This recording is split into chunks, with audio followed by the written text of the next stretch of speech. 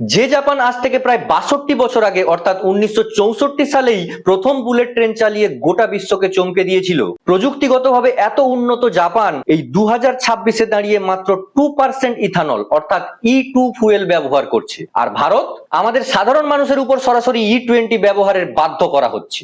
Japan প্রযুক্তি বোঝে, তাই তারা ভারতের মতো তাড়াহুড়ো না করে ধীরে চলো নীতি নিয়েছে। তাদের লক্ষ্য 2030-এর মধ্যে E10 আর 2040-এর মধ্যে E20 করার টার্গেট নেওয়া। অটোমোবাইল এক্সপার্টদের মতে তারা লম্বা সময় নিচ্ছে যাতে সাধারণ মানুষের পুরনো গাড়ির ইঞ্জিনে কোনো ক্ষতি না হয়।